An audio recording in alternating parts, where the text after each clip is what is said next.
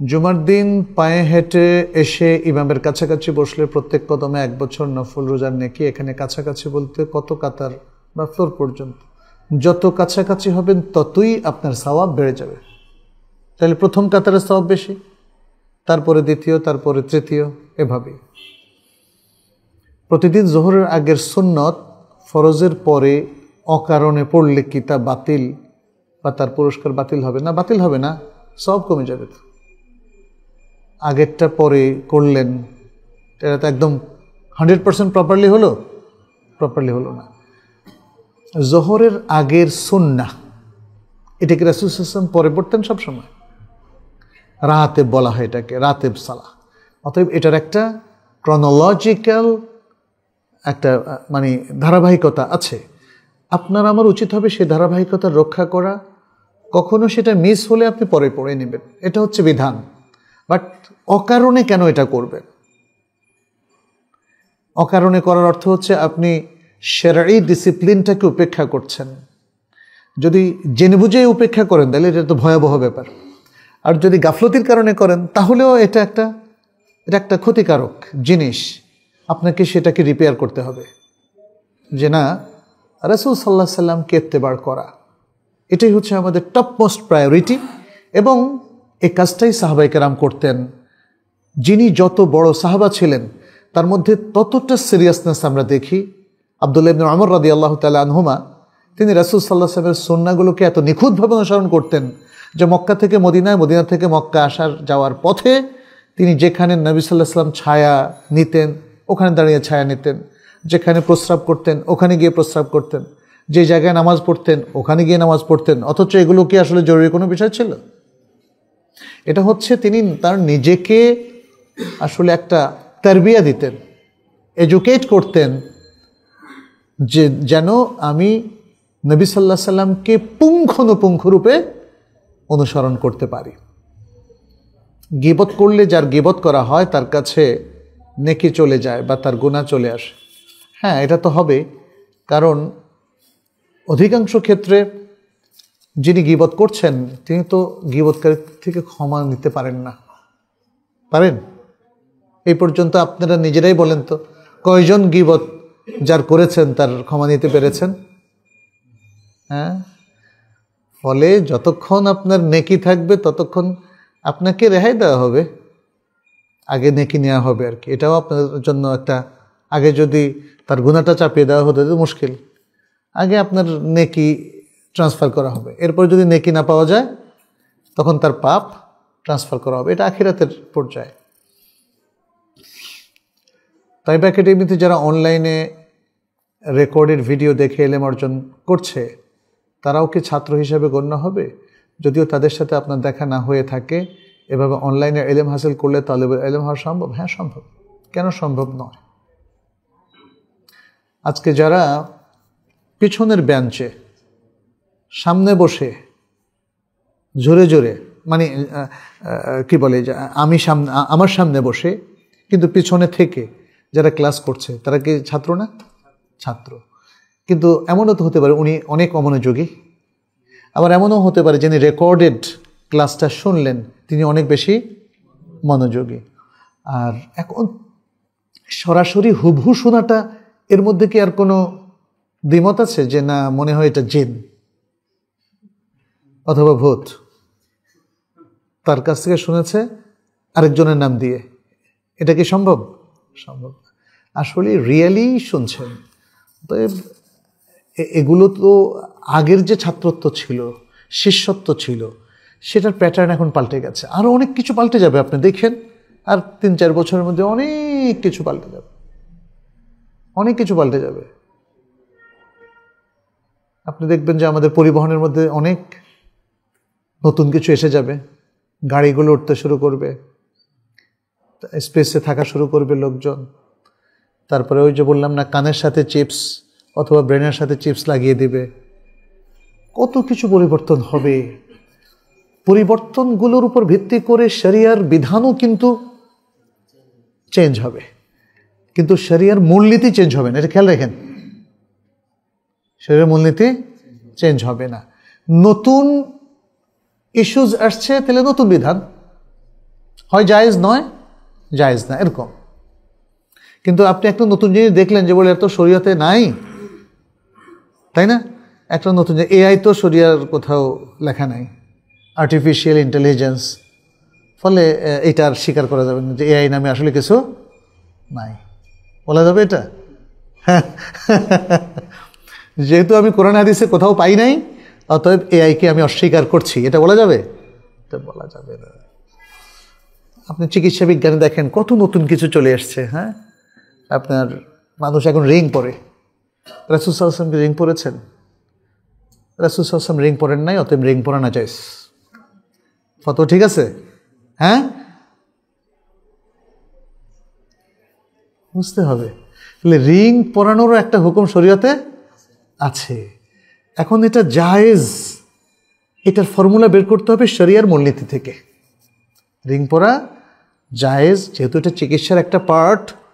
যদিও সাহাবাদের আমলে এটা ছিলই না, তখন রিং পরানোর কথা কেউ কল্পনাও করে নাই, করছে? এইভাবেই আমাদেরকে চিন্তা করতে হবে। আমরা মনে করি যে এখন ঘরে বসে আপনি তো আসতে পারছেন না, সিদ্দিক মসজিদে আসতে পারছেন না। আমরা দেখলাম যাদেরকে নিয়ে ৮৬ জনকে নিয়ে আমরা ক্লাস শুরু করলাম, শেষে ৮-১০ জন হয়ে গেল, তাই না? তাহলে মানে এখন যদি আপনি আসার শর্তটা করেন এবং বলেন যে না আসতেই হবে, নইলে এলেম হবে না, তাহলে দেখবেন যে অধিকাংশ মানুষ এখন ইগনোরেন্ট থেকে যাবে, অজ্ঞ থেকে যাবে। আর অনলাইনে যদি আমরা জ্ঞানকে ছড়িয়ে দিতে পারি, তাহলে সবার কাছে জ্ঞান যাবে। যদিও অফলাইনে যেভাবে পারফেক্টলি হয়, তাহলে তার থেকে একটু কম হবে। আর যদি হাইব্রিড ফর্মুলা হচ্ছে অফলাইন অনলাইন মিলিয়ে, ওটাও হতে পারে। যদি কেউ অনলাইনে ক্লাস করেন, তাহলে অফলাইনে মাসে একবার করে চলে আসেন সামনে। সেটা তো অনেকের পক্ষে সম্ভব না। অনলাইনে এখন সারা বিশ্ব একটাই পাঠশালা। আমাদের এই পাঠশালায় যেমন তাইবা একাডেমিতে দেখা যাচ্ছে যে ব্রাজিল, আর্জেন্টিনা, তার সাউথ আফ্রিকা, মরক্কো, আলজেরিয়া, মৌরিতানিয়ার ছাত্র আছে, সাউথ কোরিয়ার ছাত্র আছে, জাপানের ছাত্র আছে, নর্থ আমেরিকার ছাত্র আছে। তো ওরা তো আর আমার এখানে প্রতি 10 বছরেও একবার আসতে পারবে কিনা সন্দেহ আছে। হ্যাঁ, কিন্তু আমরা জুমে এখন তাদের সাথে বসতে পারি। এটা সেমি লাইভ আর কি, মানে একদম অফলাইনের মতো। সব হোয়াইট বোর্ডের মতো লেখা যায়, বলা যায়, ইনস্ট্যান্টলি রিয়াকশান দেখানো যায়, তাই না? সব কিছু। অতএব এটাও কিন্তু সামনে বসার মতো। বরং যারা অনলাইনে এখন অভ্যস্ত হয়ে গেছে, তারা মনে করে এইটা এখানে বসার চাইতে আরও ক্লোজ। আমরা শিক্ষককে একদম চোখের সামনে দেখতে পাচ্ছি, আমার যে বড় স্ক্রিন, এবং তার কথাটা ক্লিয়ার শুনতে পাচ্ছি, তাই না? এবং হাত তুলতেও পারছি, এবং তিনি অবজার্ভ করে ঠিক আছে, তিনি আমার নাম ধরে বলছেন, আচ্ছা মঞ্জুর আপনি প্রশ্ন হাত তুলেছেন না, তাহলে আপনার কি প্রশ্ন বলেন। তখন আমরা ইন্টারাক্ট করতে পারছি কিনা? পারছি। তাহলে ছাত্রত্ব শিষ্যত্ব যদি সেই 1400 বছর আগে বসে থাকেন এবং তার উপর ফতোয়া দেন, এটা অ্যাপ্রোপ্রিয়েট হবে না। সরকারি বিসিএস চাকরি কি একজনের দিনের জন্য কল্যাণকর হবে? এর মাধ্যমে তাকওয়ার মানদণ্ডে উত্তীর্ণ হওয়ার কোনো প্রতিবন্ধকতা আছে? এটা আপনি দেখবেন যিনি পরীক্ষা দিচ্ছেন, এটা আপনার দিনদারির সাথে যায় কিনা, যে পোস্ট আপনি চাচ্ছেন, যে জায়গাটা আপনি চাচ্ছেন, নাকি সেটা ঘুষের জায়গা, নাকি সেটা অন্যায়ের জায়গা, নাকি সেটা অন্যায় পাওয়ার প্র্যাকটিসের জায়গা, নাকি সেটা খেয়ানতের জায়গা, নাকি সেটা ইসলামী নিয়ম আইন আদালত, ইসলামী নিয়ম আইন আদালত ভায়োলেশনের জায়গা, তাই না?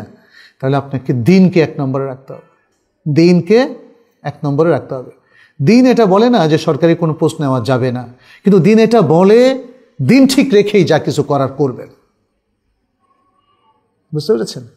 দিন যদি বলতো সরকারি পোস্ট নেওয়া যাবে না, তাহলে খলিফা হওয়া জায়েজ হতো না। খলিফার দরবারে কোনো পোস্ট নেওয়া জায়েজ হতো না। প্রধান বিচারকের পোস্ট এবং অন্য বিচারকের পোস্ট জায়েজ হতো না। হতো? আরেকটি জিনিসও দেখেন, খেয়াল করে দেখেন, ইমাম আবু হানিফা রাহিমাহুল্লাহ, ইমাম আহমদ ইবনে হাম্বল, তারা কিন্তু খলিফার পোস্ট নেন নাই। নিছেন? নেন নাই। কিন্তু অন্য আলেমরা নিছেন কিনা? ইমাম আবু ইউসুফ নিছেন কিনা? হ্যাঁ, নিয়েছেন। তাহলে কি ইমাম আবু ইউসুফ গুনাহগার হবেন মানে শুধু পোস্ট নেওয়ার কারণে? না, পোস্ট নিয়ে তার কর্তব্য ছিল যথাসাধ্য ইনসাফ আমানতদারির সাথে দায়িত্ব পালন করা। আমরা আশা করি তারা সেটা করেছেন। আর তাদের সূক্ষ্ম বিচারের দায়িত্ব কার? আল্লাহর। আমরা তাদেরকে কোনো ব্লেম করতে পারি না।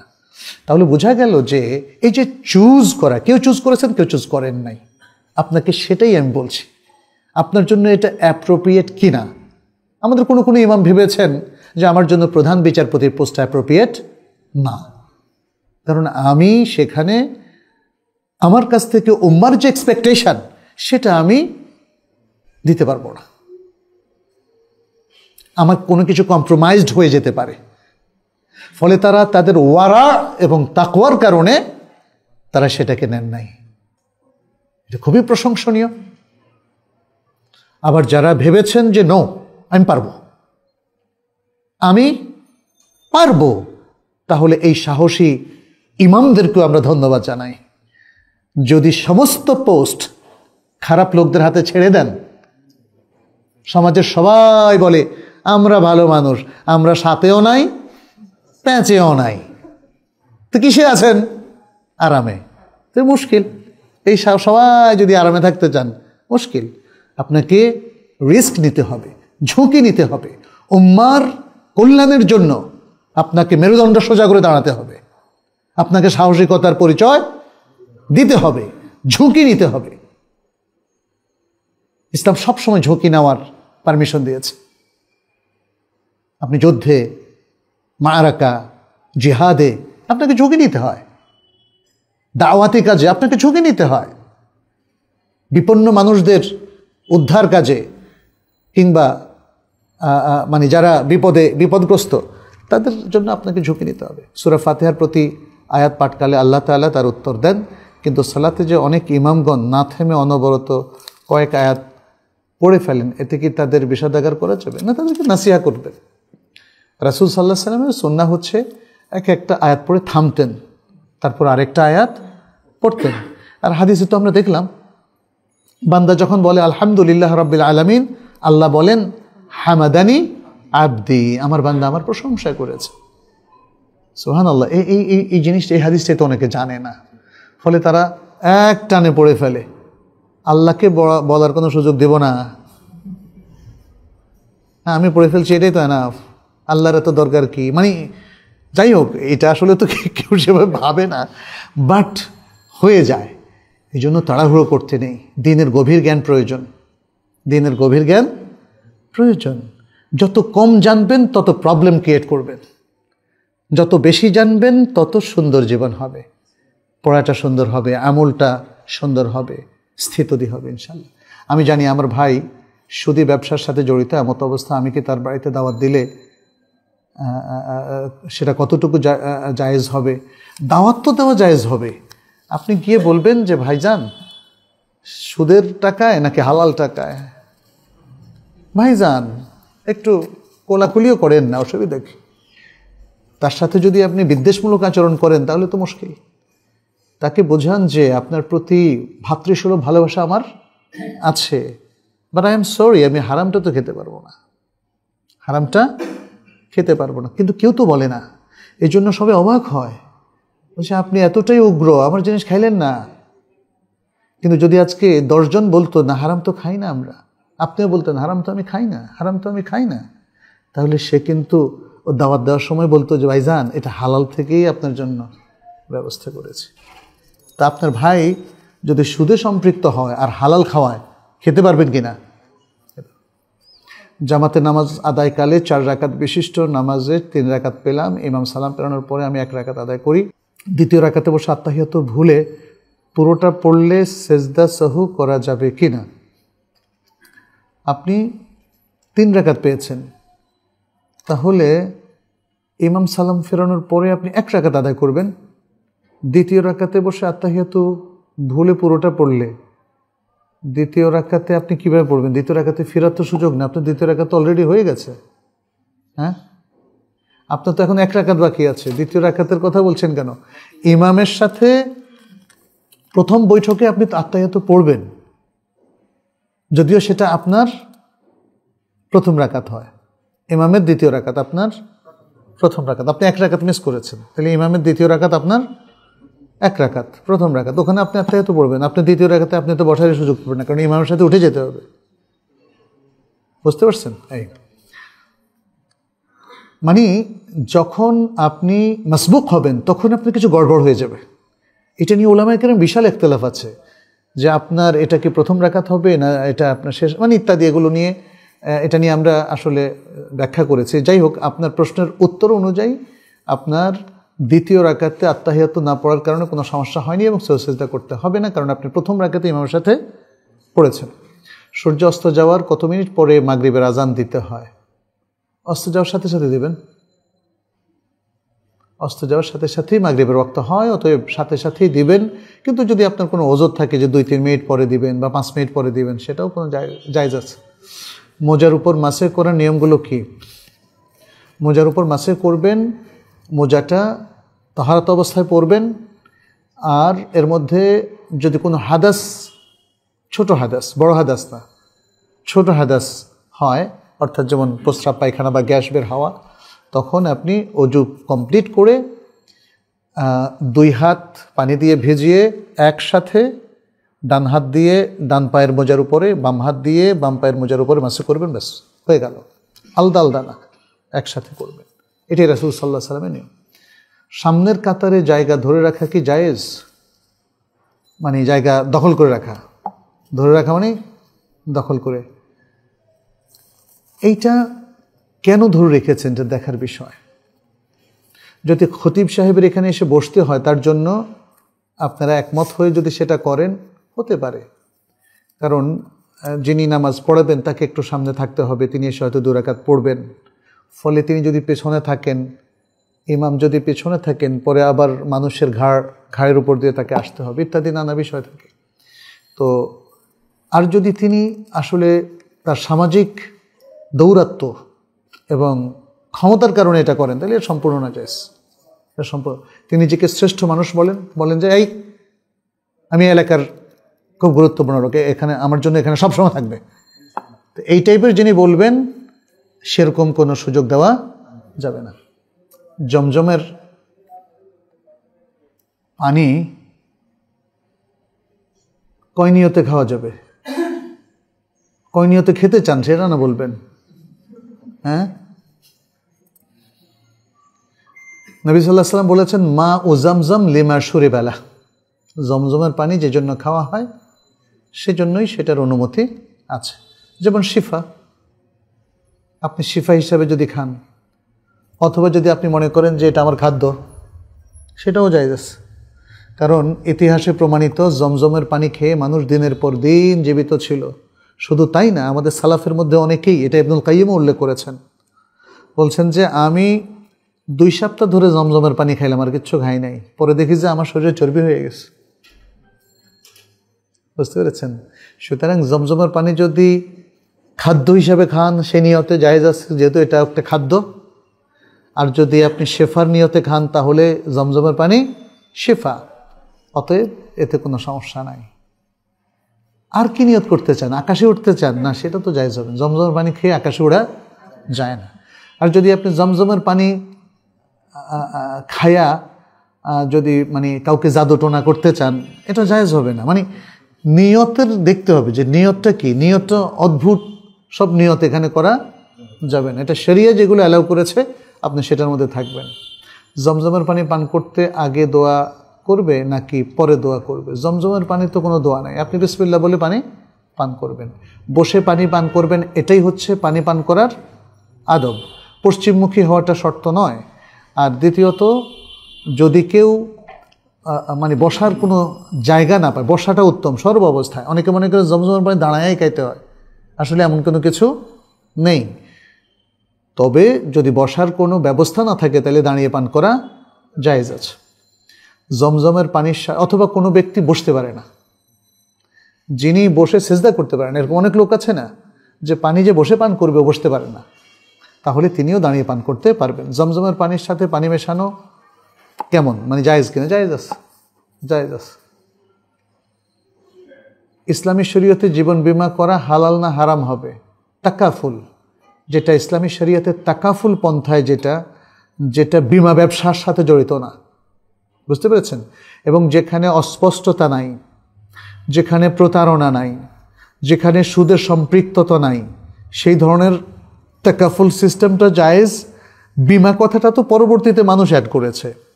এখন প্রচলিত অনইসলামিক যে বীমাটা আছে তার ইসলামী বিকল্প হচ্ছে তাকাফুল, আপদকালীন সাহায্য সহযোগিতার একটা ফান্ড তৈরি করা, এবং এটা চ্যারিটি।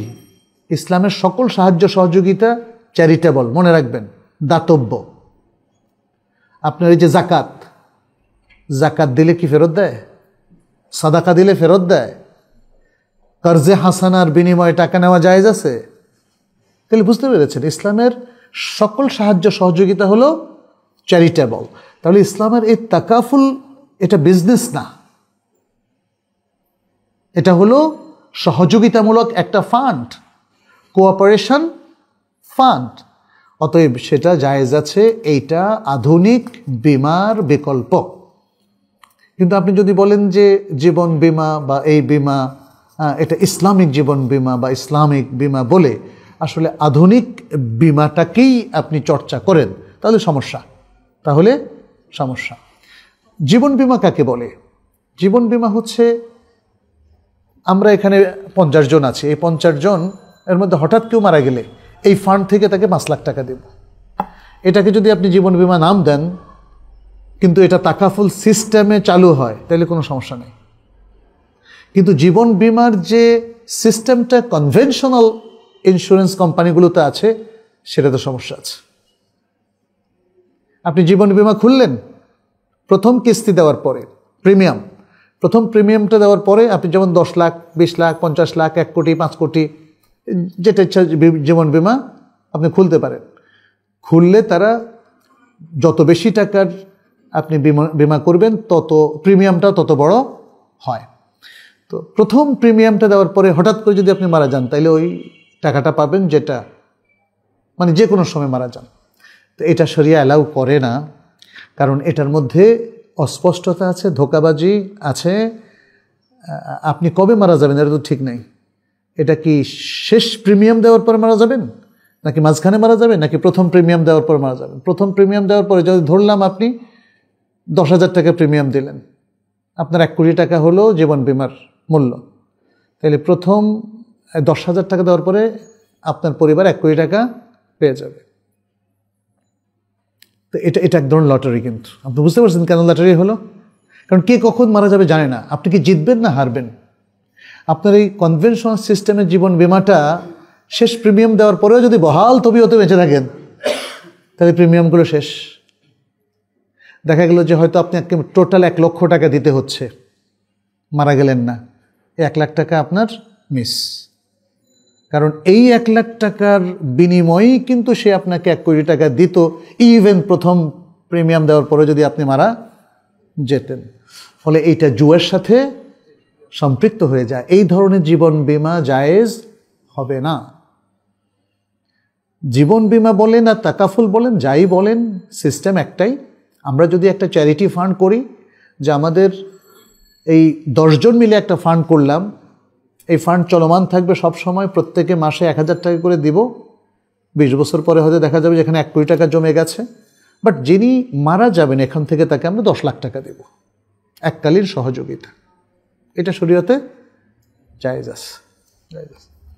আমাদের দেশে বিভিন্ন কোম্পানি তাকাফুল নাম দিয়ে ইসলামী জীবন বীমা চালু করেছে। এসব প্রতিষ্ঠানে বীমা করা বা চাকরি করা জায়েজ কিনা? আমার মনে উত্তর হয়ে গেছে, তাই না? আমি ব্যাংকে টাকা জমা রেখেছি, সেখান থেকে বছরের শেষে আমাকে অতিরিক্ত কিছু টাকা দিয়েছে। আমার প্রশ্ন, এই টাকা আমি খেতে পারবো কিনা? ব্যাংকে টাকা জমা রেখেছি, সেখান থেকে বছরের শেষে আমাকে অতিরিক্ত কিছু টাকা দিয়েছে, এই টাকা খেতে পারবো কিনা? এটা সুদ। আপনি ব্যাংকে রেখেছেন মানে কনভেনশনাল ব্যাংকে রেখেছেন। এখানে তো ব্যাংক দুরকম, একটা ইসলামী ব্যাংক, একটা কনভেনশনাল ব্যাংক। প্রসঙ্গত বলে রাখি, বিভিন্ন মুসলিম সমাজে ইভেন ইসলামিক প্রতিষ্ঠানগুলো তাদের ইসলামিক চরিত্র ঠিক মতো ধরে রাখতে পারছে না, সেটাও কিন্তু সত্য। ইসলামী মুসলমান এটা তো কেউ বলে না, আমি বললাম। ইসলামী মুসলমানরাও কিন্তু তাদের ইসলামী চরিত্র ধরে রাখতে পারছে না। সেখানে ইসলামী প্রতিষ্ঠান কেমনে পারবে? কারণ এই ইসলামী মুসলমানরাই তো ইসলামী প্রতিষ্ঠানগুলো চালায়। এরপরে আছে মুসলিম সমাজে দুর্নীতিপরায়ণ রাজনীতিবিদদের প্রভাব।